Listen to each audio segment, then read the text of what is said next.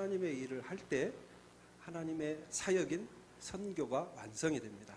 그래서 우리가 선교를 갈 때 간다. 만약 내가 간다. 그럼 나는 이미 보내심을 받은 자예요. 하나님이 저를 각 사람을 그 선교지로 보내신 거예요. 얼마나 귀합니까? 하나님이 직접 보내셨대요. 누구누구야 너 선교지로 가라. 얼마나 귀한 일입니까? 또 누군가는 나를 위해서 기도했대요. 그 선교지로 가게 해달라고. 그래서 그 선교지에서 하나님의 마음을 보게 해달라고 그렇게 기도했대요. 이렇게 보내는 자와 보내심을 받은 자가 합력해서 하나님의 일을 행하는 것을 선교라고 합니다.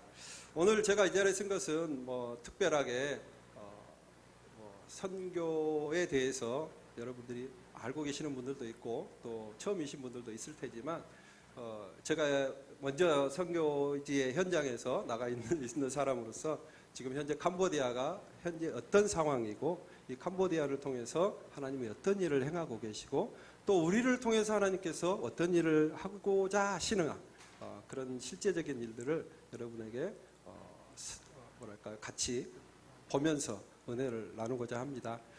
그래서 지금 제가 영상을 준비했는데요. 지금 참 아름답죠? 캄보디아. 우리 여러분 캄보디아 들어보셨나요? 들어보셨어요? 대단하시네. 대부분 보면 태국하고 베트남은 아는데 캄보디아 그러면 그다지 자세하게 잘 모르시더라고요.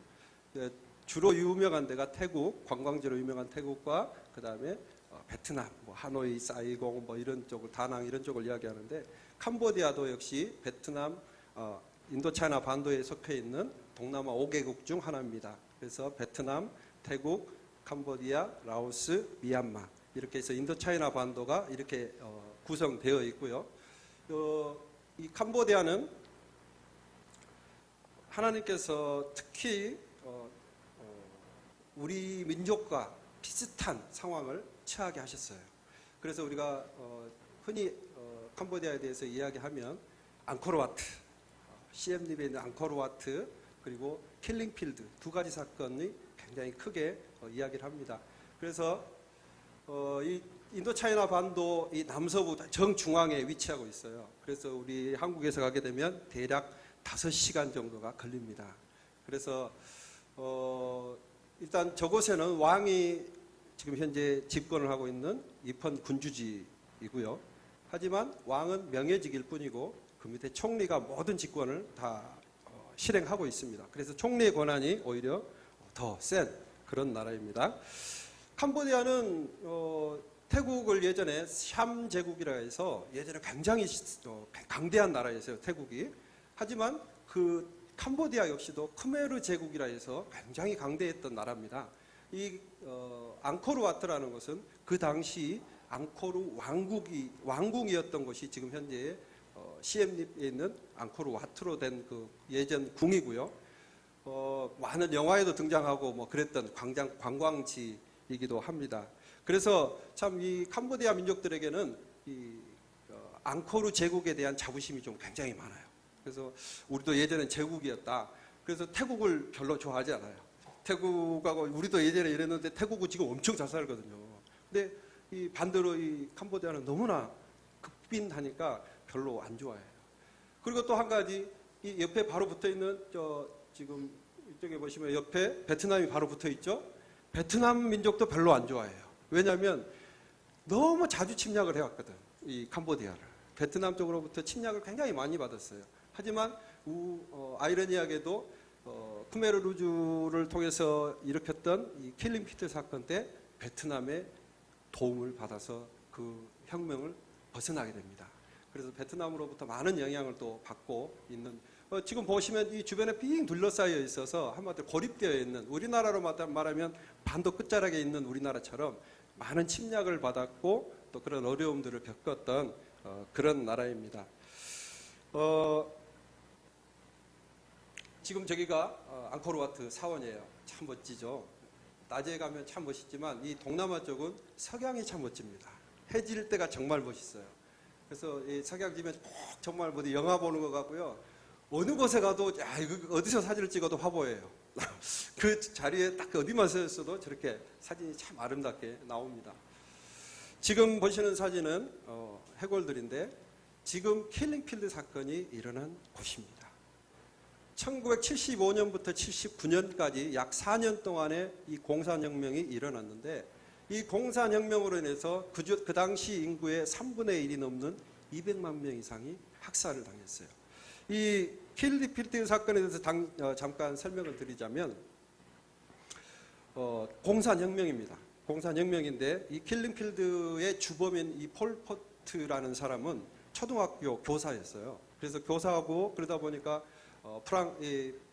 프랑스에 예전에 식민지 생활을 할 때 프랑스의 영향을 많이 받았어요. 그래서 프랑스에 가서 어떤 이런 그 공산주의 이념을 배워가지고 와서 지식인들이 사는 사회가 아니라 농부들이 사는 사회를 만들어야 되겠다 해서 그때 일으킨 혁명이 크메르 루주라는 단체를 결성하게 되고 그 혁명 단체로 인해서 이 킬링필드 사건을 일으킵니다. 이 사람은 당시 초등학교 교사였어요. 근데 이 도시화된 사회가 너무 이 사람에게 싫은 거야. 도시화된 사회가 이 사람에게 너무 싫고 인민만이 정말 이 나라의 주인이 되어야 된다 해가지고 모든 지식인들을 다 죽였어요. 이 공산주의가 가장 싫어하는 것 세 가지가 있습니다. 우리나라 사람들도 예전 6.25 때 겪었지만 공산주의가 가장 싫어하는 것 세 가지. 첫째, 지식인이에요. 머리에 먹물 들어있는 사람은 반항을 잘하거든. 안 따라와. 뭘 아는 게 많아서 잘 안 따라와요. 두 번째가 정치인이에요. 이념이 다르기 때문에 이 사람들이 끝까지 반항한단 말이에요. 나머지 세 번째가 종교인이에요. 신이라는 믿음에 의거해서 자기들에게 따라오지 않는다. 그래서 이 세 가지를 무조건 책사라고 듭니다. 자, 예로 들자면 지식인들을 어떻게 구분했을까요? 저처럼 이렇게 안경을 꼈다? 먹물 든 사람이다 이거예요. 공부에 책 본 사람이다 이거예요. 우리 자매님은 위험하시겠네요. 바로 또 손을 잡아가지고 이 집게 손가락에 볼펜 잡은 못자국이 있다. 바로 이런 식이었어요. 그러다 보니까 정말 지식인들도 있었겠지만 애꿎은 사람들이 굉장히 많이 죽임을 당했어요. 그러다 보니까 이 인구의 3분의 1이 그런 사람이 죽었으면 지식인들, 가르칠 수 있는 사람들, 한마디로 선생님의 자격이 있는 사람들은 다 죽고 없는 거예요. 그럼 어떻게 됐어요? 어린아이들만 남아있는 거죠. 아직 배우지 않은, 가르칠 수 있는 사람이 없는 거예요. 그 여파로 인해서 지금까지도 문명이 존재하고 있고 아직까지도 가르치는 어떤 그런 쪽에 있어서는 많은 외국의 도움을 받아야만 하는 그런 상황에 있습니다. 정말 그 여파로 인해서 킬링필드의 여파로 인해서 정말 지금까지도 외국의 원조를 받고 있는 그런 상황의 나라가 캄보디아입니다. 그래서 캄보디아 그러면 지금은 그래도 많이 없어졌어요. 이렇게 툭툭이라는 그 오토바이 뒤에 달리는 그 택시 같은 거 있어요. 뒤에 앉아서 가는 택시가 있는데 거기 타고 가다가 잠시 이렇게 정차했다. 그러면 어디선가 애들이 막 달려나와서 기부미 원달러 그래요. 지금은 그래도 많이 없어졌는데 기부미 원달러 정말 꼬질꼬질하고 안 줄 수 없게 불쌍하게 생겼어요. 그리고 보면 정말 한 7살쯤 됐을까? 그런 애들이 막 3살, 4살 된 애들 옆에 옆구리에 끼고 와서 원달러 하는데 관광객들 입장에서는 정말 안 줄 수가 없죠. 하지만 안 줘야 돼요. 왠 줄 아세요? 그 하나 주면요. 와, 어디서 있다가 와 달라들어요. 감당 안 돼요. 아직도 그런 한마디로 국어를 하는 아이들이 가끔 존재하고 있습니다. 캄보디아 수도는 프놈펜에 있고요. 네, 인구가 지금 현재 1,600만 정도로 추산하고 있는데 90%가 크메르족. 네, 한마디로 크메르족이라는 것은 캄보디아 전통 민족입니다. 그리고 나머지 소수 민족들로 이루어져 있습니다. 이때 킬링필드 사건으로 인구의 4분의 1이 죽을 때 이 사람들이 어떻게 구분을 했냐면 아까도 말씀드렸지만 안경이나 볼펜 자국 이런 것들로 인해서 그냥 이걸 무작위로 이렇게 막 선택해서 죽인 거고 캄보디아 프놈펜에 가면 수도인 프놈펜에 가면 저런 뚜얼슬랭 수용소라는 곳이 있습니다. 뚜얼슬랭 수용소는 예전에 학교 건물이었는데 저 학교 건물 전체를 수용소로 만들었어요. 그래서 저기는 고문을 하던 고문 장소입니다. 지금도 가면 그것의 고문 도구들 그리고 고문 현장 모든 그 기록들 그 죄수들의 사진들이 다 아직도 남아 있습니다. 정말 한 평도 안 되는 공간에 사람 족쇄 채워놓고 막 고문을 하고 참 말로는 표현 안 되는 그런 힘든 일들을 저곳에서 많이 자행됐습니다. 그래서 한마디로 듀얼 슬랭이라는 그 수용소에서 감별을 해서 아까 보였던 킬링필드라는 곳에서 처형을 했던 곳이 킬링필드고, 듀얼 슬랭이라는 것은 수용소에서 감옥에 가둬놓고 고문을 하면서 자백을 받아내던 장소입니다. 자, 저 보이는 글자는 캄보디아어입니다. 좀 이상하게 생겼죠? 참 쓰기도 어렵게 생겼어요. 우리나라 세종대왕님이 얼마나 감사한지 모릅니다. 띄어쓰기도 없어요. 어디서 띄어서 해야 될지, 어떻게 띄어서 읽어야 할지 참 알기가 힘들어요. 저 형상을 보면 무엇이 떠오릅니까? 뱀이 떠오릅니다. 글자를 만들 때 뱀의 형상을 따라서 만들었어요. 그래서 뱀이 뭐 이렇게 또아리를 들고 있다든지 뭐 누워 있다든지 이런 형상들의 글로 만들어졌는데, 아오이르언 랑 빨리 서둘러 달라 뭐 이런 식이고, 까리아라이 까또 도서관 카드 뭐 이런 식으로 지금 현재 글자가 써 있는데, 띄어쓰기가 되어 있지 않기 때문에 처음 배울 때 굉장히 어려워요. 어디서 끊어야 읽어야 될지, 어디서 이게 문맥이 어떻게 되는지 참 처음에 이 언어 때문에 굉장히 좀 많은 문제에 부딪힙니다. 그리고 이 언어권이 알타이어계가 아니기 때문에, 알타이어계들은 우리가 말하는 주어, 목적어, 동사 이렇게 이야기하면, 그래서 북쪽으로 가면 다 똑같아요. 단어만 알면 이렇게 티베시고 이런 데는 되는데, 몽골이나 이런 데는 되는데, 밑으로 가면 주어, 영어권처럼 주어, 동사, 목적어 이런 식으로 이렇게 어순을 배열해야 되기 때문에 막 생각을 하고 이야기를 해야 돼요. 그리고 지금 저 보이는 사진은 아세안이라는 동남아 협력 기구가 소속된 나라입니다. 그 아세안이라는 것은 이 동남아 지금 10개국이 서로 경제를 협력해서 우리가 정말 우리도 EU처럼 그런 어떤 경제가 좀 활성화됐으면 좋겠다 하는 생각으로 모이게 된 기구인데요. 캄보디아도 그 안에 이번에 처음에 결성할 때 들어갔습니다.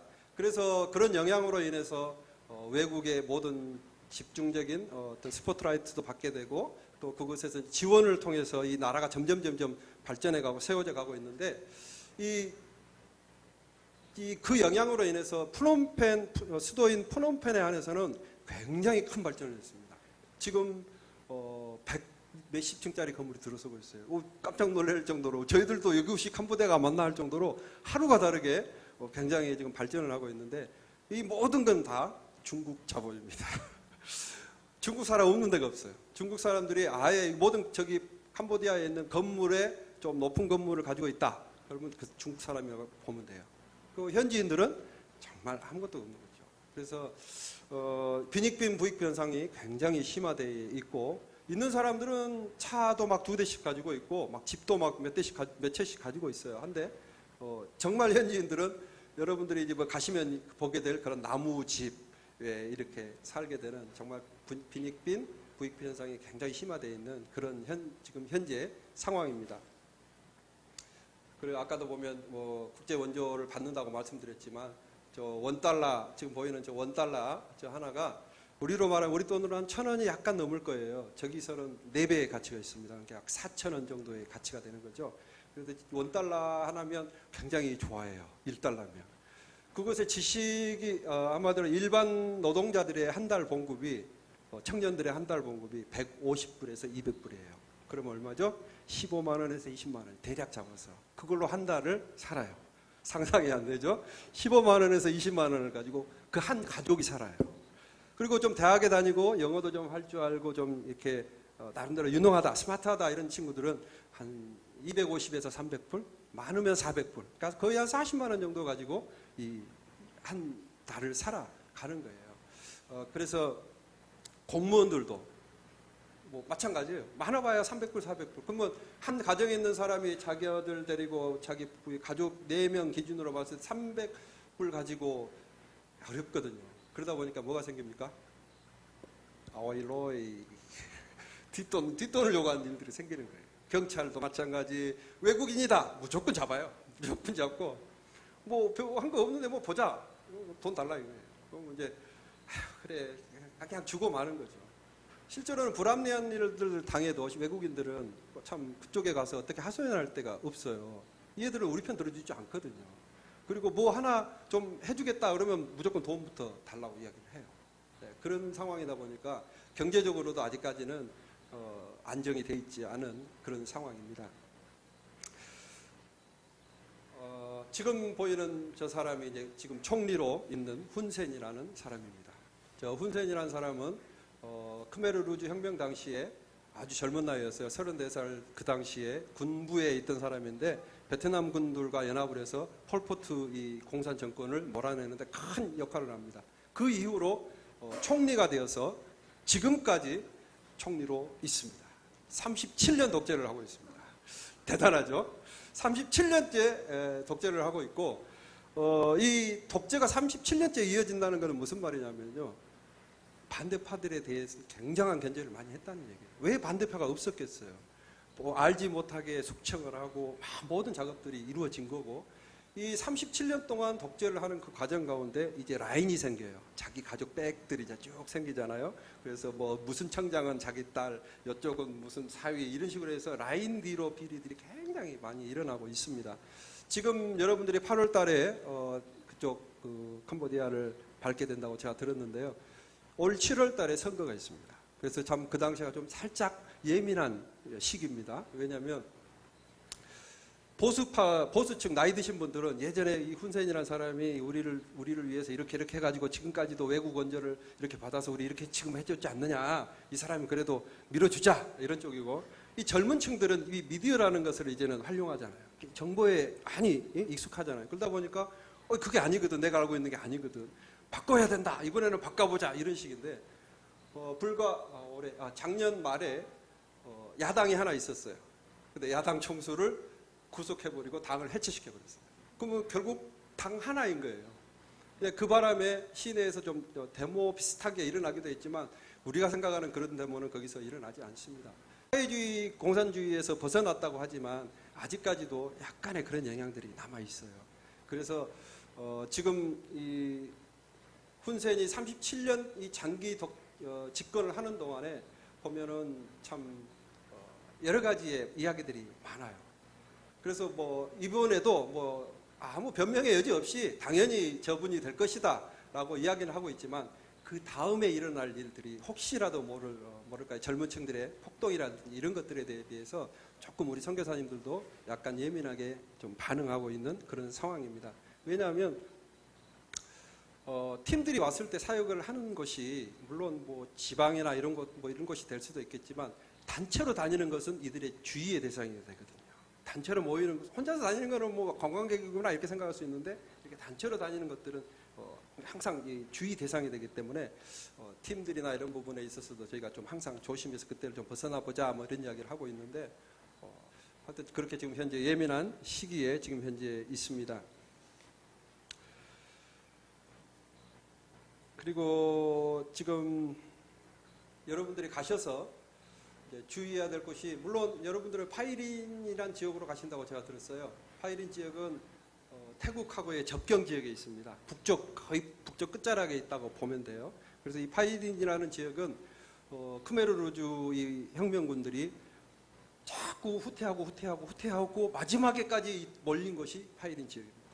그래서 이 파이린 지역 주민들은 어떻게 보면 이 다른 지역 주민들의 비해서 배척을 받아요. 왜냐하면 자기들을 괴롭혔던 반군들이 그쪽에 주둔해 있기 때문이고 그쪽에 있던 그 전범들의 한마디로 우두머리들이 그쪽에 있다가 죽고 그랬기 때문이죠. 그래서 지금 그쪽으로는 어떻게 놓고 보면 같은 민족끼리도 약간의 이렇게 이질감을 느끼는 그런 지역인데 이 캄보디아에 가서 주의할 점이 우리는 외국인이다 보니까 특별히 대상이 되는 나라 사람들은 우리나라 사람들이에요. 우리나라 사람들은 주머니에 항상 현찰이 있거든요. 외국 사람들은 카드 쓰는데 우리나라 사람들은 항상 주머니에 최소한 5만 원 이상 있잖아요. 어딜 가든 혹시 모르니까 비싼 거 5만 원은 있어야 돼 챙겨놓고 다니신단 말이에요. 그 다음에 한국 사람들은 항상 타켓 대상이에요. 여러분들이 시골 지역으로 가시기 때문에 그런 일은 덜 할지 모르지만 푸놈펜 같은 지역에서는 아주 날치기도 많고요. 오토바이 타고 가다가 2인조 그런 일도 굉장히 많습니다. 핸드폰 들고 다니면 이거 가져가라는 소리하고 똑같아요. 들고 이러면서 다니면 쫙 쳐가버려요. 그런 일들도 지금 현재 일어났을 정도로 지금 현재 치안 상태는 그렇게 좋지는 않습니다. 밤에 늦게만 안 돌아다니시면 그래도 뭐 어두운 데만 다니지 않으시면 괜찮은데 낮 시간대도 주머니는 백은 항상 이렇게 어깨백 딱 메시고 뭐 아니면 앞으로 백팩 같은 것도 좀 중요한 거 들었다 뒤로 메지 마시고 앞으로 이렇게 들고 다니시면 조금 더 안전하실 거예요. 지금 그쪽에 총기 소지는 사실 금지되어 있지만 가끔 총기 사고가 나기도 합니다. 돈이면 뭐든지 다 구할 수 있거든요. 푸놈펜에서는 돈이면 김치 냉장고도 구할 수 있어요. 김치 냉장고도 그 돈이면 중고지만 구할 수 있습니다. 이 캄보디아 지역 자체가 발전 시설이 없어요. 전기를 생산할 수 있는 시설이 없어서 공장이 없어요. 태국하고 베트남에서 전기를 수입합니다. 그러니까 전기를 수입하면 어떻게 되냐면 먼 곳에서 끌어오기 때문에 우리나라가 220V잖아요. 거기도 220V인데 일정하지가 않아요. 우리는 이 한전에서 일정하게 이렇게 보내주는데 거기는 선풍기를 틀어서 선풍기가 분명히 돌고 있는데 바람이 안 나와. 뭐지? 냉장고가 분명히 불은 들어와 있는데 음식이 안 시원해요. 이런 현상이에요. 그리고 이제 제가 있는 지역, 따쪼 지역 같은 경우에는 하루에 한 2번 정도는 고정적으로 정전이 됩니다. 그래서 항상 음식물도 조심해야 되고 그런 상황이고요. 지금 캄보디아가 급속적으로 좀 변화하고 있는 상황에서 치안도 그래도 많이 나아지고 모든 부분들이 좋아졌다고는 하지만 아직도 어린이 성매매나 또 인신매매 같은 일들도 최근에 있었습니다. 인신매매는 이제 베트남 쪽에서 왔다고 하는데 잡고 보니 이제 범인을 잡았는데 베트남 쪽이었다고 하는데 이 장기를 노린 장기 인신매매 어린이들.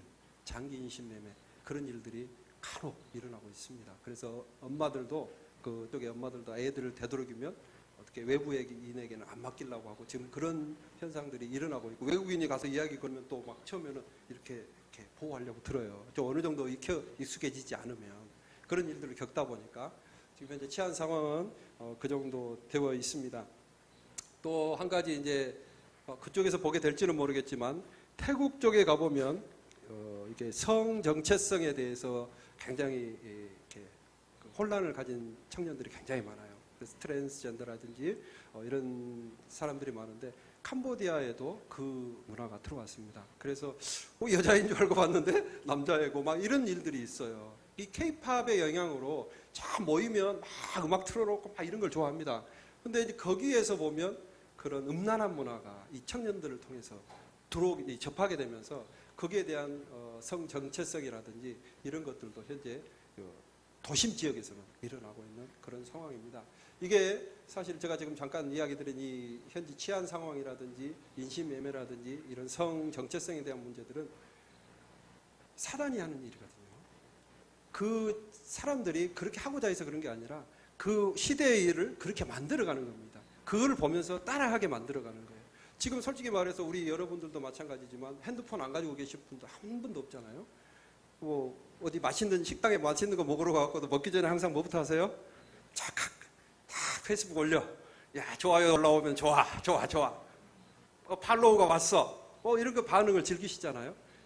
이게 전 세계적으로 똑같은 현상이라는 겁니다. 캄보디아가 못 산다고 해서 이 문화가 없는 게 아니고 이 인터넷을 타고 동시다발적으로 전 세계적으로 똑같은 현상이 지금 일어나고 있어요. 그러면 좋은 것만 올라가면 좋겠는데 그런 음란한 문화까지 이 인터넷을 타고 이들에게 신속하게 전달이 되기 때문에 그게 문제인 거죠. 사실 캄보디아가 못 산다고 하지만 지금 웬만하면 다 가지고 있습니다. 핸드폰 다 가지고 있어요. 웬만하면. 그래서 뭐 스마트폰 우리처럼 막 좋은 건 아니겠지만 그래도 뭐 터치하면서 하는 스마트폰 가지고 있고 아니면 2G폰이라도 이렇게 가지고 그리고 다닙니다. 이 모든 일들이 보면 선교지에 나가서 보면 느껴집니다. 이게 사단이 하는 일이구나. 이 미디어를 타고 들어오는 모든 것들, 특별히 청년들이 쉽게 접할 수 있는 뭐 인터넷이라든지 내 어떤 문서 작성을 하기 위한 꼭 필요한 이 컴퓨터가 나에게 어떻게 보면 음란한 영으로 쉽게 내가 음란하려고 한 건 아닌데 그렇게 그냥 자연스럽게 접해지게 만드는 그런 역할을 하게 된다는 거죠. 그래서 이 시대의 우리 청소년들에게 그리고 청년들에게 항상 우리가 요구하는 것이 분별하랍니다. 내가 할 수 있는 것, 내가 해서는 안 될 것. 이것들을 분별하는 능력을 우리는 길러야 합니다. 왜냐? 얘는 하는데 나는 쟤가 하는데 나도 해도 되잖아. 저 사람 다 하는데 나만 안 하면 이상하잖아. 나만 못하는 것 같잖아. 이런 느낌이 들게 만든다는 거죠. 근데 극단적으로 쟤 지옥 가는데 나 지옥 안 가면 이상하잖아. 그거하고 똑같은 거예요. 쟤 지옥 가는데 나도 따라가야지. 똑같은 거잖아요. 그죠? 그런 분별할 수 있는 능력이 우리 청년들에게 특별히 필요한 시점에 있습니다. 그리고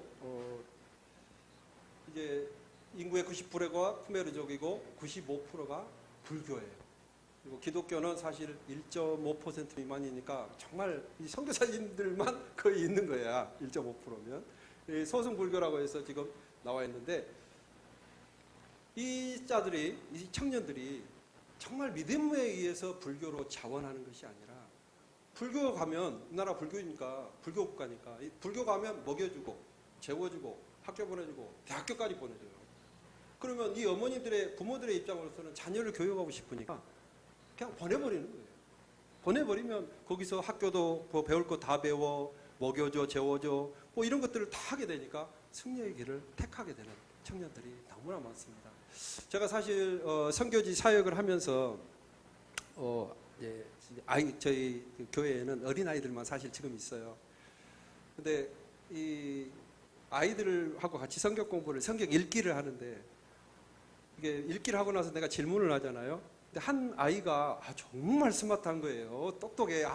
내가 원하는 대답을 너무 얘가 딱 막 그 정답을 말하는 거야. 야, 정말 얘를 제자 삼으면 좋겠다. 와, 정말 얘 가서 봐. 어떻게 하지? 막 이런 마음으로 야, 너네 집에 내가 나랑 같이 가도 되냐? 니네 엄마 좀 만나도 되냐? 그랬더니 얘가 머뭇머뭇 하더라고요.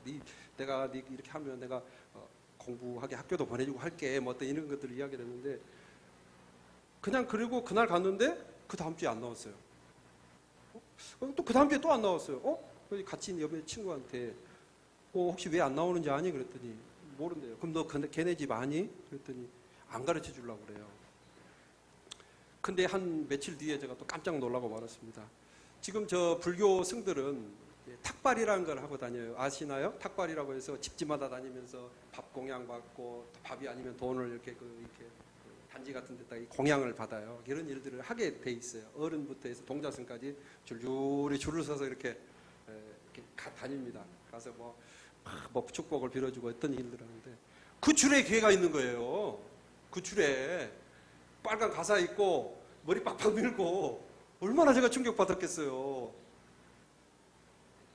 그때 마음이 정말 제가 너무 걔한테 너무 미안하더라고요. 내가 조금만 더 일찍 좀 걔 상황을 알았으면 저 길을 가지 않게 했을 텐데 그런 마음에 지금은 정말 눈을 크게 뜨고 이제 애들을 살펴보고 있는데 하여튼 그럴 정도로 집에서는 자녀들을 위해서 그냥 불교로 보내버립니다. 그러면 이게 믿음인가요?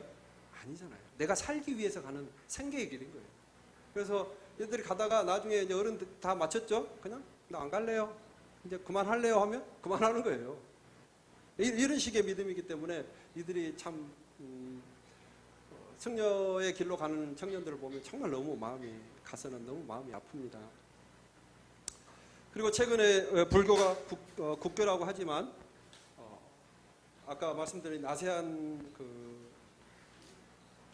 동남아 협력 기구에 의해서 그쪽 문화가 들어오면서 말레이시아나 또 싱가포르, 말레이시아 이쪽 인도네시아 이쪽 지역에 있는 무슬림들의 오일달러죠. 오일달러에 인해서 지원이 굉장히 많이 이쪽으로 들어왔습니다. 캄보디아로. 그래서 한마디로 지원을 해줘버리는 거예요. 마을 전체에다가 그냥 아예 학교를 지어줘버리고 나라의 정부 대 정부 차원으로 이렇게 우리가 너네 나라에 뭐 몇천만 달러 후원할 테니까 무슬림 모스크 짓게 해줘. 그럼 이것은 반대할 이유가 없잖아요. 지어주는.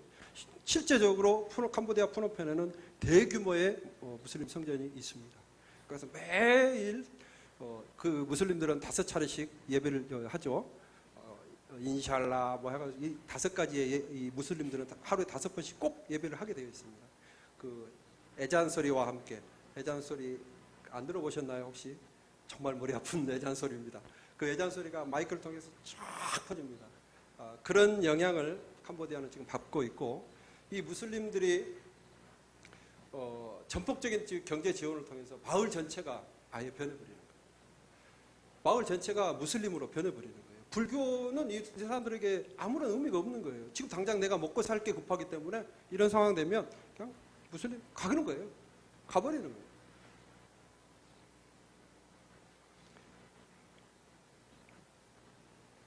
그리고 여러분들이 이제 우리나라에서 말하는 불교는 부처를 믿고 부처가 뭐 수양한 모든 것들을 이렇게 따르고 하는 그런 거잖아요.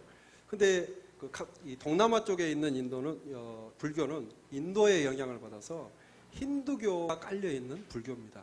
힌두교는 12만 개가 넘는 신이 있어요.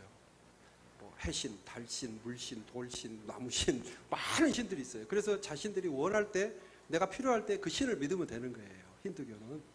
근데 그 힌두교의 영향에 받은 불교다 보니까 불교라고 분명히 하는데 보면 이 캄보디아어로 뿌레아라는 말이 신이라는 말입니다. 뿌레아가 너무 많아요. 뿌레아 짠 그러면 달, 뿌레아 아뜻 그러면 해, 뭐 뿌레아 다음처 그러면 나무 신. 우리나라 예전에 성황당에 막 빌고 이랬듯이 그런 식의 신이 너무 많이 있기 때문에 사실 우리 단기팀들이 와서 복음을 전하고 예수님의 이름을 전합니다. 쏨찌어 뿌레아 예수그리. 예수라는 말은 똑같아요. 뿌레아 예수그리 그러면 예수님 믿으세요 이 말이거든요. 그 말하면 얘들이 거부 안 해요. 응? 오케이. 따라해라고. 아멘. 그럼 아멘 해요. 그럼 얘 믿었다. 얘 복음 영접했다. 이렇게 생각할 수 있는데 우리는 유일신 사상이잖아요.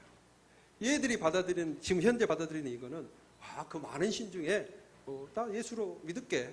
그래서 예수가 오병이어의 기적으로 막 부리게 먹였다. 나 배고프다.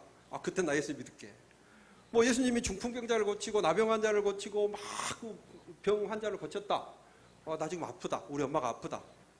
그때 예수 찾는 거예요.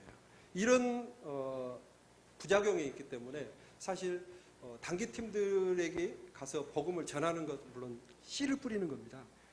뭐 말도 잘 안 되는데 가서 뭐 어떻게 뭐 이렇게 복음을 전하겠어요. 쏨찌어 뿌레아 예수그리 예수 믿으세요 라는 그 말을 통해서 이 아이가 예수님에 대해서 못 듣던 아이들에게 예수님에 대해서 설명을 하게 되고 물론 우리가 떠듬떠듬 읽는 책의 내용으로 전하는 거지만 그 내용을 통해서 예수님이 그랬구나라고 어렴풋이 알게 됐을 때 이제 선교사님들을 통해서 이게 집중적으로 주입이 되어지는 거거든요. 그래서 가보면 여러분들이 아시겠지만 가는 곳마다 저기 우측에 보이는 내지는 뭐 하얀도 되겠지만 석상들이 있습니다. 저 석상 내용이 어떤 내용이냐면요. 이런 내용이에요. 한쪽에 이쪽에 있는 거는 켈베로스라고 하는 지옥문을 지키는 켈베로스는 켈베로스이고 이쪽에는 나가라고 하는 신입니다. 뱀신. 그래서 이 뱀신이 크메르 신화의 근간이 있는데 아주 지혜의 신이고 아주 최고의 신이에요. 지금 제 머리를 한번 자세히 한번 세워보세요. 하나, 둘, 셋, 넷, 다섯, 여섯, 7개의 머리가 달렸죠. 머리 7 달린 뱀은 요한계시록에 등장합니다. 마귀, 사탄을 상징하는 것이죠. 저 곳곳마다 저 뱀신은 없는 곳이 없습니다. 다리 위에도 뭐 뭔가를 기념할 무슨 독립기념탑에도 하여튼 건물이 있고 뭔가 기념될 만한 곳은 항상 저 머리 7 달린 나가뱀신이 깔려 있습니다. 심지어는 우리나라는 부처가 무엇을 깔고 앉아있죠? 연꽃 위에 이렇게 부처가 이렇게 이마마딜레 돈넬레 뭐 이러고 있잖아요. 근데 거기 가면 밑에 뱀을 깔고 앉았어요. 그 불교라는 믿음, 신앙 밑에 힌두교가 근간이 되어 있습니다. 그래서 여러분들이 가셔서 이제 보시겠지만 아이들이나 어른들 보면 이 손목에 빨간 실을 차고 다녀요. 빨간 실을 이렇게 차고 다니는데 이거는 더러워도 빨지도 않고 계속 1년 내내 차고 다닙니다. 그러다가 우리로 말하면 설날에 가족과 함께 절에 올라가서 이제 스님이 이렇게 물 뿌리면서 뭐 죄를 사하고 어쩌고 하면서 그때 잘라요. 자르고 다시 새 실로 묶어줘요. 이게 바로 우상입니다. 이게 이들을 사로잡고 있는 우상인데 우리 선교사님들이 가장 노력하고 있는 일 중에 하나가 이 실을 끊어내는 겁니다. 하물며 제자로서 같이 이렇게 공동체 내에서 함께 공부하고 있는 아이들 중에서도 이것을 끊기를 굉장히 힘들어요. 이것이 끊어지면 자기 모든 것이 끊어진 것 같은 그런 것 때문에 이것을 끊어내지 않으면 완벽한 회심을 했다고 할 수가 없습니다. 그럴 정도로 이곳 캄보디아는 온갖 우상들이 자리 잡고 있고 가는 곳마다 저 일곱 달린 뱀, 사단의 역사, 사단의 권세 안에 매여 있는 것이 캄보디아라고 할 수 있습니다. 심지어는 애들이 놀 곳이 없으니까 어디 가서 놀겠어요? 절에 가서 노는 거예요. 절에는 나머지는 다 이렇게 막 울퉁불퉁 그냥 돌길인데 거기는 이렇게 딱 멋있게 해놨잖아요. 가면 또 음식들 관광객들도 오니까 원달러도 되잖아요. 애들이 다 거기서만 노는 거예요. 자, 이제 캄보디아가 지금 우리나라 선교 역사가 기독교 선교 역사가 약 130년입니다. 근데 캄보디아 선교 역사가 약 100년에 가까워요. 약 96년 지금 됐어요. 굉장히 오래됐죠. 근데 우리하고 너무 차이가 나잖아요. 우리도 역시 6.25를 비롯해서 여러 가지 그 어려움을 당했습니다. 캄보디아도 역시 khmer rouge로 인해서 이 킬링필드에서 이런 아픔들을 겪었습니다. 하지만 어떻게 이렇게 큰 차이가 날 수 있었을까요? 우리의 믿음의 어머니들은 이 어려움이 있을 때 하나님께 기도하고 하나님께 매달렸습니다. 하지만 이 민족들은 어떻게 했습니까? 우상에게 매달렸습니다. 그 결과가 지금 우리처럼 아주 극렬하게 정반대의 현상으로 나타납니다. 지금 저 보이는 교회는 시엠립에 있는 똠네삽이라는 호수의 선상교회입니다. 우리 이제 그 선교사님께서 아주 열심히 사역을 하고 계시는 현지 교회인데 약 100년에 가까운 선교 역사라고 하지만 정말 이 현지 교회들의 입장은 너무나 연약할 대로 연약해져 있어요. 이 선교사님들의 후원이나 어떤 NGO 단체의 후원이 아니면 자립을 할 수 없는 그런 환경이에요. 그러다 보니까 매번 이렇게 그 손을 벌릴 수밖에 없고 그 오는 지원을 통해서만 이루어져 가야 되는 거예요. 이 1993년 총선을 기점으로 해서 종교의 자유가 주어졌습니다. 그러면서 뭐 기독교 NGO 단체라든지 선교사님들이라든지 쫓겨나갔던 그때 캄보디아 그리스도인들이 다시 태국 접경이나 이렇게 쫓겨나갔던 이 그리스도인들이 다시 돌아와서 교회들을 세워가고 있는데 이 다시 와서 불교보다는 이제 기독교에 대해서 젊은 층들이 관심을 가지고 막 믿으려고는 해요. 하지만 자기의 생계가 너무 급한 거예요. 이 현지 목회자들 역시도 살아갈 생계가 너무 막막한 거예요. 그래서 목사님이 이 교회를 운영하기 위해서는 나가서 일을 해야만 해요. 뭐 오토바이를 운전하면서 뒤에 사람을 태우고 다니는 일을 한다든지 그렇지 않으면 뭐 여러 가지 목수 일이라든지 이런 일들을 한다든지 사모님은 뭐 머리 미용하는 이런 일들을 한다든지 그런 일들을 통해서 겨우겨우 유지돼 가고 있는 실정이기 때문에 사실 선교사님들이 해야 될 일들은 뭐냐면요. 제자 세우는 거예요. 내가 가서 그 사람들 막 이렇게 막 목회를 하는 게 아니라 우리가 가서 목회를 함으로 인해서 현지 제자를 세워서 현지인들을 가르치게 하고 전하게 하는 게 선교사들의 목표거든요. 근데 이게 사실 굉장히 어려운 상황에 있습니다. 물질적으로 계속적인 후원을 해줘야 되는데 이게 어렵거든요. 후원이 계속적이면 어떤 부작용이 일어나냐면 받는데 익숙해져 버려요. 당연히 받을 거를 받는 것처럼 알아버린 거기 때문이죠.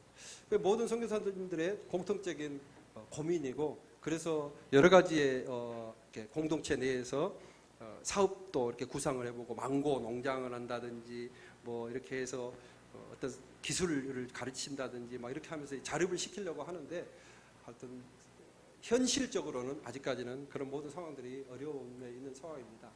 그리고 현재 캄보디아 내에는 정말 거의 모든 교단들이 다 들어와 있어요. 선교사님들이 뭐 비즈니스 선교사님, 뭐 평신도 선교사님, 또 목회자 선교사님들도 계시지만 모든 교단들이 들어와서 정말 곳곳마다 하고 있는데 문제는 집중적이라는 거예요. 이 중앙에만 집중되어 있는 거예요. 이렇게 변두리 지금 가시는 파이린 지역이라든지 이런 소수민족들에게 가지를 못하는 거예요. 물론 환경적인 요인도 있습니다. 하지만 이런 변두리 지역에까지 가서 사역할 수 있는 사역자들이 정말 너무나 필요해요.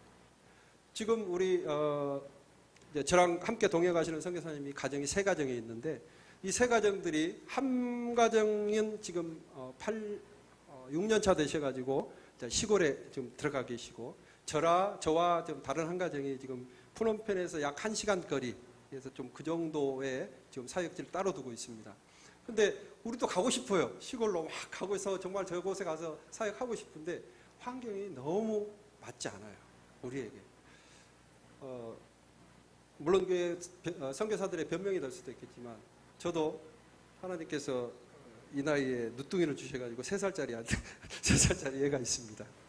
저희 이제 선교둥이로 있는데, 이름은 이삭이라고 하는데, 이 아이를 데리고 시골에 가려고 보니까 너무 막막한 거예요. 3살짜리를 데리고, 우리는 어른이니까 가겠어요. 3살짜리 데리고 가서 막, 우리, 뭘 하고 하겠는데, 얘에게는 너무 아닌 거예요. 그래서, 조금만 더 크면 가자. 조금만 더 크면 가자. 지금 이제 그러고 있는 중에, 이제 언어에 대한 문제도 있고 하니까 지금 이제 차이피를 미루고 있는데, 하여튼 모든 교단들이 사역 중인 이 캄보디아 교회가 정말 조그맣지만, 지금 현재는 조그맣지만 나름대로의 모든 사역들을 감당해 나가고 있습니다. 지금 가시면 볼 거예요. 저렇게 예배드리는 모습. 밑에 천막 깔고 뭐 전하는 뭐 도구 없이 그냥 그렇게 전하는 모습들을 보게 될 거예요. 정말 물질적으로 너무 열악한 환경 가운데 있습니다. 그래서 선교사님들이 또는 후원하시는 교회들을 통해서 뭐 한 가정이 한 가정 품기 뭐 이런 것들을 통해서 이렇게 서로 교류하면서 선교를 하는 그런 분들도 계시고요. 이제 물질적 필요 때문에도 그렇지만 이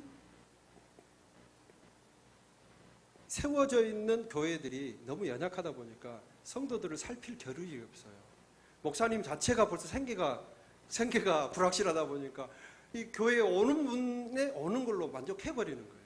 그래서 지금 많은 선교사님들이 하시는 일들이 일단 목회자들을 다시 가르쳐야 한다. 그래서 지금 바탄방이라는 이런 지역에서는 신학교를 통해서 다시 한번 교육을 시키고 또 그 모든 환경들을 가르치고 다시 한번 재점검하고 세워가는 그런 일들을 하고 있습니다.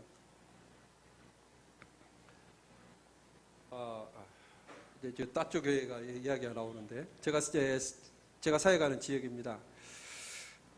그곳에 가면 이제 이렇게 예수구원 따쪼 교회라고 이렇게 세워져 있습니다. 메콩강을 이렇게 배를 타고 건너가는데요. 배 위에는 항상 저렇게 차와 사람과 배가 거의 가라앉을 정도로 해서 이렇게 지나다닙니다. 정말 정신없어요. 지금 저 보이는 모습이 배에서 본 수도, 캄보디아의 수도 푸놈펜이라는 곳의 모습입니다. 아주 높은 빌딩들이 보이죠? 빌딩들이 많이 올라가 있고 막 그렇잖아요. 자, 그 반대쪽으로 한번 보겠습니다. 그 반대쪽은 저런 모습입니다. 단지 강 하나를 사이에 두고 저렇게 많은 차이가 벌어지고 있습니다. 그리고 주로 저 강변에 자리 잡고 있는 민족들은 거의 무슬림들이에요. 못 사는 사람들. 무슬림들이 거의 강변에 어업을 하면서 저쪽에 많이 거주하고 있고, 프놈펜은 뭐 거의 모든 것이 아스팔트화되어 있고 포장화되어 있지만 그 반대쪽 또는 뭐 프놈펜에서 한 10분만 바깥으로 벗어나도 비포장으로 되어 있습니다. 그러니까 이런 비포장길을 한 40분 정도 제가 타고 다니는 오토바이로 달리면 제가 사역하는 따쪼 교회가 나옵니다. 제가 이곳에 처음 갔을 때 우리 저 식구들이 맞아줬는데요. 5명이 우리 앞집 사는 친구들이에요. 근데 저 교회를 이제 짓고 나서 사람이 비어 있었거든요. 근데 보니까 어느 날 보니까 뭐 외국 사람이 와 있거든. 외국 사람이 와서 보니까 막 저 교회는 지금 바닥에라도 이렇게 시멘트 포장이 돼 있잖아요. 다른 데는 다 흙이고 땅이고 그래서 막 물 때문에도 막 질척질척한데 저기는 놀기도 좋아요. 그러니까 애들이 문을 잠가놔도 담 넘어서 와서 막 놀고 가고 그래요. 그런데 보니까 외국 사람이 와 있거든. 뭐 하는 사람이지 하고 와서 궁금해서 왔는데 제가 이제 노트북으로 예수님 영화를 이렇게 틀어주면서 보고 있는 그런 장면입니다. 처음 갔을 때 우리 저 친구들이 저를 맞아줬는데 이제 저와 함께하는 이 형제들이 있어요. 이제 저와 함께 현지인 형제들이 저와 함께 아이들에게 찬양도 가르치고 또 현지어로 애들에게 복음도 전하고 하는 그런 과정들을 통하면서 점점 뭐랄까요 늘어나는 숫자가요 상상이 못할 정도예요. 처음에 아까 5명이잖아요. 그 다음 주가 지금 이 모습이에요. 그래서 야 이게 뭐지 하면서 내 마음에 확신을 가지게 된 게 이 선교라는 거는 내가 하는 게 아니구나. 하나님이 하시는 거구나. 왜냐? 저 당시에 저는 얘들 말을 할지도 몰랐거든요. 제가 가서 뭔 말 하지도 않았는데 애들이 매일 와요. 매주가 아니고 매일 와서 보는 거예요. 오늘도 있나? 내일도 있나? 와서 보는 거예요. 관심의 대상이 된 거죠. 그때 뭘 하겠습니까? 야 이리 와봐 노래하자. 뭐 할 줄 모르는 뭐 기타 뭐 치면서 따라 해봐 그러면서 이렇게 하는 거예요. 그러면서 하나씩 늘어가기 시작했는데 애들이 의외로 굉장히 순진합니다. 여러분들이 이번에 가시면 만나게 될 거예요. 뭐 말을 잘 안 되는데 자신감 없어 뭐 안 될 거야 이런 마음 절대 가지지 마시고요. 쏨쭈어프레아 예수그리 예수님 믿으세요. 우리나라에서도 하잖아요. 그렇게 하는 거예요. 거기 말도 내 말 못 알아듣는데 뭐 어때? 해보는 거예요. 근데 애들이 정말 상상외로 굉장한 관심을 가지고 있습니다. 아, 예수? 예수님?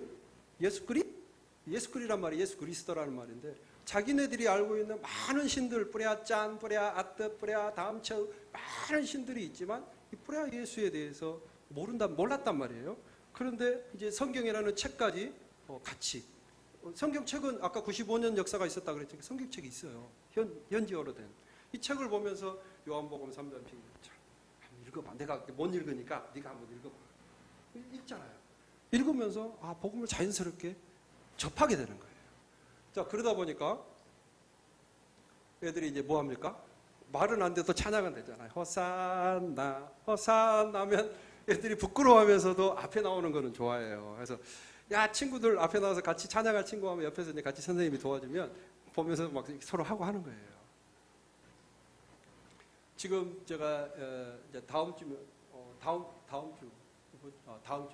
주 목요일이면 제가 다시 이제 귀국을 돌아가는데 제가 나오기 전까지의 주일 예배 모습입니다. 처음 5명이 모였는데 76명이 모였어요. 그래서 야, 정말 감사하다. 근데 제가 뭔 일 한 것 같죠? 저는 아무것도 안 했어요. 하나님이 하신 거예요. 여러분이 선교 가시는 거는요, 아까도 말씀드렸지만 보내는 자와 보내심을 받은 자가 합력해서 하나님의 일을 하는 한 가지의 하나님의 일인데 여러분들이 가서 있다는 그 순종 자체가 하나님의 일을 행하게 하는 거예요. 하나님께서 여러분들에게 원하는 건요, 내가 원하는 그 자리에 좀 있어 줄래예요. 오늘 여러분 처음에 시작하기 전에 말씀을 읽었죠. 온 천하에 다니며 만민에게 복음을 전파하라. 이 말씀은 예수님께서 부활하셔서 이제 승천하시기 전에 제자들에게 하시는 명령이에요. 부탁 아니고 명령. 부탁 이렇게 좀 해줄래 제발 이게 아니고요. 온 천하에 다니며 만민에게 복음을 전파하라라는 주님의 명령입니다. 이 명령이라는 것은요, 명령을 내린 자가 명령을 내렸을 때 따르는 자들이 순응할 때 이 명령이 위력을 발휘해요. 군대에서 중대장이 진격했는데 아무도 안 가면 이게 명령이 아무런 힘이 없잖아요. 하지만 예수님의 이 명령, 온 천하에 다니면서 문화권, 음식, 기후 다 달라. 말도 안 통해. 하지만 그렇지만 다니면서 만민에게 복음을 전파하라라는 주님의 명령에 순종하는 사람들로 인해서 이 복음은 점점 유럽으로 아시아로 해서 우리나라에까지 그리고 지금 또 이 우리 여러분들이 진출하실 동남아로까지 이렇게 진출될 주님의 명령인 것입니다. 여러분들이 정말 귀한 존재들이에요. 왜? 예수님의 이 명령을 여러분들이 받으셨잖아요. 그리고 그것을 향해서 이제 마음에 이게 맞나 어쩌나 누가 가라니까 가는데 몰라 이런 마음이 있을지 모르지만 순종한다는 그 자체가 예수님의 명령에 이미 여러분들은 이미 발을 딛고 있는 겁니다.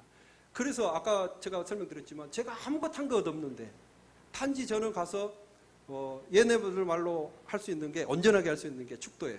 제가 이제 목사님이니까 솜프로팀포 축복 받으려면 얘도 좋아하거든요. 축복 받으려면 전부 눈 감고 기도하자 그러면 좋아하거든요. 그러니까 유일하게 네가 완벽하게 구사할 수 있는 캄보디아 이 언어가 축도인데 단지 그거밖에 없거든요. 근데 하나님의 일이니까 저렇게 오게 하는 거예요.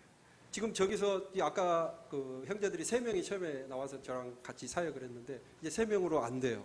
그래서 이제 다시 또 지원할 자들을 모아서 또 2명의 제자들이 더 붙었습니다. 그래서 매주 예배 후에 분막 공부를 합니다. 아침 7시에 드리는 예배예요. 아침 7시에 저렇게 와요. 자, 그럼 낮에는 어떨까요? 엄청납니다. 정말 만약에 단기 팀이라든지 누가 온다 그러면요, 지금 저기가 꽉 차요. 그게 뭐냐면 내가 하는 일이 아니라 하나님의 일이기 때문에 하나님께서 그렇게 보내시는 거예요. 하나님께서 그들에게 물건이 필요해서 뭐가 필요해서 오는 그 마음으로 처음 오게는 했지만 이제는 교회의 문턱이라는 것을 넘게 했고 또 그곳에 익숙하게 만들어서 그것을 통해서 복음을 접할 수 있는 계기를 만드시는 거예요. 제가 그래서 그곳에서 하나님 주신 그 마음이 뭐였냐면 이제 저 중에서 저긴 정말 나이대가 연령층이 굉장히 골고루거든요. 저 중에서 12살 이상 그룹을 좀 골라야 되겠다 하는 마음이 주셨어요. 그래서 걔들에게 좀 집중적으로 재자교육을 할 수 있으면 해봐야 되겠다는 마음이 들어서 2018년 중점 사역을 12세 이상 그룹들 매주 토요일마다 모여서 성경 읽기 모임하자 그렇게 했어요. 그래서 저는 사실 몇 명 기대 안 했거든요. 지금 저희는 16명이에요. 근데 16명이 한 주 가고 두 주 가고 좀 이렇게 좀 변동이 있을 줄 알았거든요. 한 번도 변동이 없어요. 저 16명. 그리고 요한복음부터 읽기 시작했는데 못 읽으면 옆 아이가 가르쳐주면서 읽어요.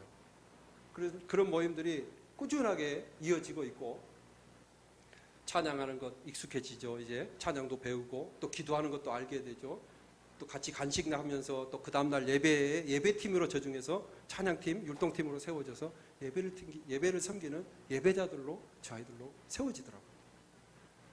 지금 보면 그리고 또 하나의 중점 사역이 뭐냐면 주기도문 암송하는 겁니다. 굉장히 어려워요. 아까도 보셨죠. 캄보디아 글 막 그 복잡한 글을 또 우리나라 말로는 예를 들어 주차장 그러면 우리는 그냥 세 글자로 차 세우는 곳이잖아요.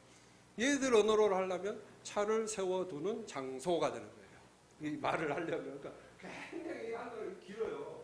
그래서 이 주기도문 한번 하려면 굉장히 깁니다. 저기 궤도에 있는 조그맣게 써져 있는 그게 빽빽하게 다예요. 저거를 암송하기로 예배 시간에 암송하기로 했습니다. 그래서 암송하면 물론 사탕도 주고 이렇게 선물도 주고 했지만 이게 익숙해지다 보니까 이제는 자신 있게 나와서 암송할 수 있다고. 저 맨발들 보세요. 저기서는 신발을 선물해주고 싶은데 신발을 선물해주면 장난감으로 가지고 놀아요. 발로 뚝뚝 차면서 뭐라 그러죠? 우리로 말하면 돌치기 같은 그런 장난을 하고 놀아요. 그래서 맨발로 다니는 게 자기들은 더 편하다고 하는데 맨발로 뛰어나서 자기도 할 수 있다고 막 주기도문 할 수 있다고 나와서 자신 있게 하면 막 옆에서 맞게 하나 틀리게 하나 듣고 있고 그렇게 합니다. 얼마나 예쁜지 몰라요. 이제 저 아이들 중에서 찬양팀을 따로 꾸려서 옷도 딱 맞춰서 입고 앞에 함께 애들과 아이들과 찬양도 하고 이렇게 율동도 하고 그리고 이제 그 아이들과 함께 이제 제가 약속을 했어요. 야, 니들 이번 달까지 계속 안 빠지고 오면 내가 시내 한번 데리고 나가서 니들 우리 맛있게 회식 한번 하자. 내가 맛있는 거 사줄게. 시내 구경도 시켜주고 얘들은 시내 가고 싶어 하거든요. 시골에 사는 지역이다 보니까 정말 시내에는 뭐 구경을 못했어요. 거기 백화점도 있으니까 가서 내가 맛있는 거 사줄게 하고 약속을 했더니 하나도 안 빠지고 나오더라고요. 하고 얘들 데리고 이제 도시 나들이를 갔어요. 근데 첫 번째 난간에 부딪히게 된 게 뭐였냐면 물론 저는 놀이기차도 타고 뭐 저렇게 기다리고 있는 순간도 있지만 이 아이들이 차를 안 타봤어요. 차멀미가 너무 심해요. 한 시간도 아니야. 한 40분 오고 배 한 20분 타고 오거든요. 이거를 너무 힘들어하는 거예요. 멀미 때문에. 차를 안 타봐서. 그러고 나서 어처치 우여곡절 끝에 백화점에 도착을 했습니다. 두 번째 난간에 도착합니다. 백화점이니까 그래도 휘황찬란하잖아요. 에스컬레이터가 휘 하고 엘리베이터도 있고 막 이렇게. 에스컬레이터를 못 타요. 무서워서. 안 타봤어. 에스컬레이터가 이거 자꾸 계단을 올라가는데 언제 탈지를 타이밍을 못 잡아서 무서워서 못 가는 거예요. 야, 그래 그럼 우리 엘리베이터 타자 그랬더니 엘리베이터는 이 막힌 공간이 또 너무 무서운 거예요. 자, 참 여러분들 웃기죠? 근데 정말 저로서는 굉장히 당황한 사건이었어요. 아, 나는 당연히 그럴 거라고 생각했는데 이 아이들에게는 그렇겠구나. 그 마지막으로 지금 처음 먹게 되는 피자를 긴장하며 기다린다고 했는데 저는 애들은 무조건 피자 좋아할 줄 알았어요. 피자 그러면 우리나라 애들 무조건 좋아하잖아요. 차라리 치킨을 시켜줄 걸 그랬어. 치즈의 향을 못 맡아요. 이 치즈의 향이 너무 괴롭대요. 막 코를 잡으면서 막 이러는데 나는 어이를 모르는 거죠. 왜? 뭐 이러는데 이거라는 거예요. 이 향냄새 때문에 못 먹겠다는 거예요. 당연히 좋아할 줄 알았는데 피자 그러면 당연히 좋아할 줄 알았는데 이렇게 문화 차이가 나는구나. 참 아이들에게 데리고 가는 사건을 통해서 참 또 얘들에게 그냥 일반적일 거라고 생각했던 생각들이 또 깨지게 됐고 얘들에게 또 새롭게 보는 시각들이 또 열리기도 했습니다. 하여튼 이렇게 이 아이들하고 같이 그런 즐거운 약속도 지키고 또 이 아이들이 커가는 것들을 보면서 참 저는 하나님의 일을 행하는데 너무나 재밌게 행하고 있습니다. 물론 날씨는 뭐 거의 40도 그래요. 40도 3, 4월 달이 가장 덥습니다. 3, 4월 달은 뭐 40한 3도 막 그렇게 그래요. 그래서 저도 처음에 저 나이도 별로 안 됐는데 제가 이렇게 머리가 많이 없어진 것은 겁도 없이 막 땡볕에 내가 막 뭐랄까 탐사하겠다고 막 돌아다니다가 아마 그게 열에 많이 빠진 것 같아요. 그런데 건기 비가 오지 않는 건기에는 3, 4월 달이 가장 더운데 그때가 40한 5도까지 올라갑니다. 실내 기온이 그래서 한 30, 32도. 선풍기를 틀지 않고는 실내에서는 답답해서 이럴 정도고요. 그리고 그 다음이 우기 되면 이제 비가 내리기 시작. 지금이 이제 우기인데 우기가 되면 하루에 한 번씩 비가 내립니다. 꼭 하루에 한 번씩 비가 내려요. 근데 우리처럼 막 길게 오는 게 아니라 한 30분 스콜 막 와다다다다. 그래서 재밌어요. 저쪽에서부터 비가 오는 게 보여요. 이렇게 딱 이렇게 높은 데 있으면 저쪽에서 비가 오는 게 보이는데 그쪽의 지붕들은 우리나라처럼 이렇게 스레트가 아니라 양철로 돼 있어요. 함석으로 이렇게 다 양철로 돼 있기 때문에 빗소리가 나면요 엄청 크게 들려요. 집집마다 우리 따조교회 같은 경우에도 빗소리 나면요 이야기를 못 해요. 말씀을 전할 수가 없어요. 옆에다 대고 뭐 해야지 겨우 알아들을 정도로 굉장히 이 비가 세차게 되기 때문에 저쪽에서부터 물 한 개 같은 게 오기 시작하면서 막 다다다다다다다다다다다 와요 막 비가. 그런 식으로 우기가 옵니다. 우기가 오면 그나마 좀 그래도 좀 시원해요. 그래서 한 37도, 8도 그 정도 되고요. 가장 시원한 12월하고 1월 달이 가장 시원합니다. 그때로 말하면 겨울이죠. 딱 일주일.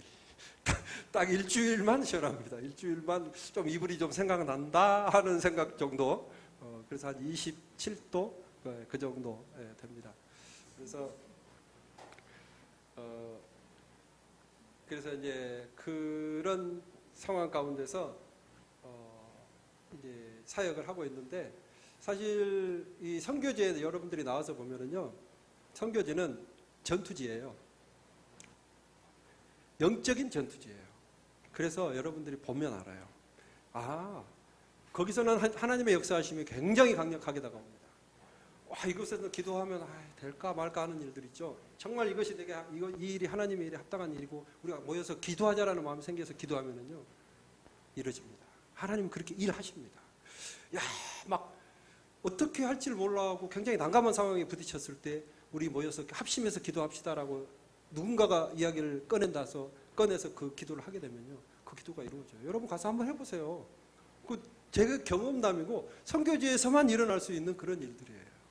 선교지에서는 영적인 전투지이기 때문에 하나님께서 강력하게 역사하십니다. 저희들 사실 선교사들이 나가서 이 모든 일들을 감당할 수 있는 모든 이유들도요. 뭐 물질적인 후원 이런 것들도 물론 있겠지만 그보다 더 가장 큰 힘은 기도의 후원입니다. 동역자들의 기도, 후원하는 우리 후원자들의 기도가요. 선교사들을 살려요. 저는 이렇게 표현합니다. 이 후원자들의 기도는 미사일입니다. 우리가 전투를 할 때 먼저 이 미사일을 적지를 향해서 좌표 얼마의 미사일 발사 그쪽을 먼저 초토화시키고 난 다음에 우리 같은 선교사들이 총 들고 나가서 백병전하는 거예요. 여러분들의 기도와 여러분들의 이 동역자들 또 후원자들의 이 기도가 미사일이 되어서 선교지 현장에서는 우리가 정말 간절한 상황이 있을 때 그 기도가 능력을 발휘합니다. 여러분들이 가셔서 한번 체험해 봤으면 좋겠어요. 그래서 이제 선교지에 가서 가장 중요하게 생각해야 될 게 뭐였냐면 저는 사랑이라고 생각해요. 제가 선교지에 있는 동안에 가장 제일 먼저 겪었던 황당한 일은 제가 언어를 배우려고 학교에 갔는데 교통비가 너무 많이 드는 거예요. 그래서 안 되겠다. 내가 중고로 오토바이를 하나 사야 되겠다고 오토바이를 샀어요. 사가지고 학교에 첫 등록을 하고 딱 1시간 반 수업하고 나왔는데 오토바이가 없어졌어요. 산 날 오토바이가 없어진 거예요. 다른 사람하고 같이 다녔는데 저 것만. 제가 외국인이잖아요. 제가 타깃이 된 거예요. 마음이 얼마나 상했는지 몰라요. 그 금액이 물론 금액도 금액이었지만 하나님 저를 이곳에 선교를 해라고 보내셨잖아요. 어떻게 말 배워 복음 전해보겠다고 말 배우러 간 이 첫날 내 오토바이를 훔쳐갈 수 있나요? 라는 마음에 너무 미움이 내 마음에 오더라고요. 그래도 아니야. 그래도 해야지 하고 또 어쩌 제가 다시 이제 또 중고를 샀는데 이제 따쭈 교회를 가가지고 아까 말씀드린 비가 오면 목소리가 너무 안 들려요. 그래서 이 이야기를 이제 우리 교회 권사님께 말씀드렸더니 이동 무선 그 스피커 있잖아요. 이거를 후원을 해주셨어요. 그래서 야, 정말 너무 좋은 거예요. 무선 마이크로 무선 스피커 가지고 시끄러워도 이제 문제가 없어. 막 옆집에서 거기 갔거든. 너무 전투적이에요. 이 집 방에 하나 일단 막 이래요. 새벽 4시만 되면 뭐 자동적으로 일어날 수밖에 없어요. 근데 그런 데서도 너무 이 마이크가 있고 스피커가 있으니까 너무 좋은 거예요. 할렐루야, 우리 이쁘게 살겠는데 그 다음 주에 오니까 그게 없어졌어요. 아울러 같이 기타 치던 기타가 없어졌어요. 정말 제 마음에 너무 시험이 들었습니다. 하나님, 도저히 난 이 민족을 사랑할 수가 없어요. 왜 이래요? 나는 이 민족에게 주님의 사랑을 전하겠다고 왔는데 난 도저히 사랑할 수가 없고 사랑의 눈으로 볼 수가 없고 사랑의 마음이 제게 품어지지가 않아요. 이놈을 봐도 도둑놈 같고 이놈을 봐도 도둑놈 같은데 어떻게 내가 그 마음이 품어지겠어요? 근데 하나님 그런 마음을 주시더라고요. 너도 전에 그랬다. 너도 전에 그랬대요. 너도 니도 내 거 돌라 먹었고, 너도 내 거 그렇게 마음 상하게 했대요. 그래서 니를 거기 보냈대요. 그래서 그 말을 들으니까 조금 변명할 게 없더라고요. 제가 사실 그랬더라고요. 그래서 예, 알겠습니다. 제가 이 이야기를 드리는 이유는 선교는 정말 사랑입니다. 그 민족을 사랑하는 마음이 없으면요, 정말 이 피부부터도 벌써 까맣고 걔들 머리에 막 이도 있어요. 막 옴도 막 얘들 막 피부병도 있고 그래. 사실 가서 안아주고 이렇게 해줄 수 없어요. 하지만 그 마음이 생길 수 있는 것은 정말 예수님의 사랑 아니면 그 마음 생길 수 없습니다. 그 지역의 주민들이 물론 저는 지금 이제 좀 익숙해져서 지역 주민들이 아프거나 다치거나 그러면 제게 와요. 제가 상비약을 항상 구충해 놓고 있거든요. 그래서 뭐 항상 맨발로 다니고 막 이러기 때문에 막 베어서 오고 막 까져서 오고 막 이래요. 그럼 애들 발라주고 쌈해주고 또 특별히 제가 가장 상비해 놓는 것 중에 하나가 안약이에요. 얘들이 이 물이 안 좋기 때문에 빗물을 받아서 걔들은 식수를 써요. 교회는 그래도 수도 시설을 좀 해놨어요. 근데 빗물을 이 독에 받아서 사용하기 때문에 굉장히 위생적이지 않아요. 뭐 정수 시스템이랄 것도 없고 그 현재 우물을 파는 사역을 하는 선교사님들도 계시지만 그곳의 물 성분 자체가 석회 성분이고 또 비소가 있어요. 비소는 독약 성분이에요. 그래서 물을 쉽게 믿을 수 없습니다. 여러분들이 가셔서도 물은 꼭 사서 드세요. 물론 그 현지 선교사님께서 잘 인도해 주시겠지만 이 물 때문에 여러 가지 일들이 일어나기 때문에 항상 제가 상비약으로 배탈약 그리고 이 눈 안약은 제가 항상 상비해 놓고 있거든요. 그래서 이제 교회 가면 그게 있다는 걸 아니까 이렇게 오세요. 근데 그것뿐만 아니라 머리를 감겨주고 싶은데 이가 보여요. 지네들끼리 막 이렇게 잡고 있어요. 우리 딸 이삭이가 걔들한테 가면 거기서는 여러분들 정말 다 미인이에요. 거기 가면 이제 피부 하얀 사람이 거기서는 미의 기준이거든요. 그래서 피부 하얀 사람 보고 뭐 어쩔 줄을 몰라서 막 우리 얘 같은 경우는 애들이 여기다 보듬고 안 나요. 막 얘가 여기 가서 딱 놓으면 그 다음에 가 받아갖고 이렇게 하고 이러는데 한 가지 걱정은 머리에 이 옮으면 안 되는데 옮으면 안 되는데 이런 마음이 들기는 사실하지만 정말 사랑의 마음이 없으면 그 아이들을 품어줄 수 없어요. 따뜻하게 냄새 정말 심하게 나요. 막 얘들 이 빨아 입는다는 그 자체가 없어요. 샤워라는 그 자체가 없어요. 그래서 어쩌다가 팀 한 번 와서 비 오거나 막 이러죠. 그러면 막 비에 씻는 거예요. 비에. 그렇게 좀 어떻게 우리가 육신적으로 볼 때는 지저분하고 막 그런 상황이지만 정말 선교를 나가서 보면 그 영혼을 그 육체적인 그 육신을 보는 상황이 아니라 그 영혼을 보는 마음으로 그 영혼을 그 사랑하는 마음으로 섬기게 되는 것이 여러분들이 하실 선교입니다. 혹시라도 내가 이 사랑의 마음이 부족하시다. 그곳에 가면 자동적으로 생기게 될 겁니다. 내가 우리나라에 대해서 별로나 불만이 많은 사람이다. 나가보시면 애국자가 되실 겁니다. 우리나라가 얼마나 좋은 나라인지, 우리나라처럼 잘 돼 있는 나라, 우리나라처럼 깨끗한 나라, 우리나라처럼 정말 모든 게 착착착착 진행되는 나라. 거기서는 사무 행정 한번 보려면요 하루 가지고는 안 돼요. 뭐 하여튼 예를 들어서 이게 뭐 하나 연장하고 이런 거 하죠. 한 두 사람 와서 했다가 인터넷 안 된다고 내일 오란대요. 몇 시간 기다리는데 또 내일 가요. 내일 가도 한다고 해도 그 될 보장 없어요. 어쩔 수 없어요. 우리나라 같이 인터넷 빠른 나라가 없습니다. 우리나라 착착착착 넘어가죠. 거기서 뭐 하나 해놓으면 눈으로 한참 넘어가서 하면 이제 넘어가고 있어요. 그런 상황이고요. 정말 나가보시면 여러분들은 애국자가 되고 나가보시면 오히려 더 뭐 뭔가 할 수 있는 이 파워들이 힘들이 더 자신감 있게 생기게 될 겁니다. 누가 뭐 뜬 떠면서 억지로 가. 나 뭐 성경 뭔지도 모르는데 그냥 대충 갔다 올래. 이런 마음 가지고 계신 분들도 괜찮습니다. 가시면 됩니다. 가시면 하나님이 하십니다. 안 하려고 했는데 어떻게 하다 보니까 그렇게 하고 계십니다. 여러분들은 그게 바로 선교입니다. 그래서 이제 특별히 선교라는 그 마음이 정말 주님이 부어주시는 그 마음이 없으면 할 수 없는 마음이고, 선교 그러면 뭔가 거룩하고 무언가 특별해야 되고 이럴 것처럼 생각하지만 절대 그렇지 않습니다. 여러분들이 순종이 있는 것이 바로 하나님이 행하시는 선교의 행전이 열리는 것인 줄 믿으시기 바랍니다. 아멘? 아멘. 아멘입니다. 지금 따뜻 교회를 제가 설명을 드렸는데요. 지금 이게 우리 총 인원들입니다. 그래서 제가 같이 사진 한 장 찍자 그랬더니 쟤들 막 포즈 찍고 막 이렇게 하고 모였는데, 정말 하나님이 행하시는 일은 내가 하는 일이 아니고 하나님이 하시는 일이기 때문에 여러분들은 가서 씨를 뿌리시고 복음을 예수님을 한번 전해보시고, 예수님 믿으세요. 우리나라에서는 내가 좀 못했는데 거기서는 한번 해보자. 자연스럽게 할 수 있는 그런 일들이 여러분 가운데 생길 줄 믿습니다. 하나님께서는 이제 우리나라도 복음으로 인해서 회복되어졌지만 온 세계의 열방이 땅끝까지 이르러 내 증인이 되리라고 명령하신 그 명령과 함께 온 천하에 다니며 땅끝까지 복음을 전하라고 하신 그 명령이 복음으로 회복시키기 위한 하나님의 명령입니다. 그래서 이 캄보디아 땅에도 복음을 인하여 회복시키시기 위해서 하나님께서는 지금도 열심히 일하고 계십니다. 하나님께서는 정말 역사적인 상처와 아픔과 상처로 병들어 있는 캄보디아 영혼을 정말 생명의 복음으로 치유하고 계십니다.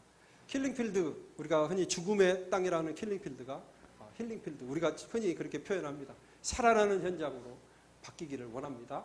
죽음의 땅에서 생명의 예수님의 복음으로 인해서 생명이 살아나는 생명의 땅으로 살아나기를 우리는 간절히 소원합니다. 제가 여러분들에게 많은 내용들을 말씀드리지 못했지만 캄보디아 지금 현재의 상황에서는 그 어느 때보다도 굉장히 선교가 절실한 상황입니다. 많은 선교사님들이 계시고 지금 굉장히 많은 일들이 선교지 현장에서 일어나고 있지만 여러분들이 아시다시피 급속도로 문화가 발전하는 곳에서는 복음이 힘을 잃습니다. 문화가 굉장히 발전해서 문화에 익숙해 있는 사람들에게는 복음이 들어가기가 쉽지 않습니다. 여러분들 잘 아시잖아요. 내가 갈급하거나 내가 어렵거나 내가 힘들지 않으면 복음에 기대지 않습니다.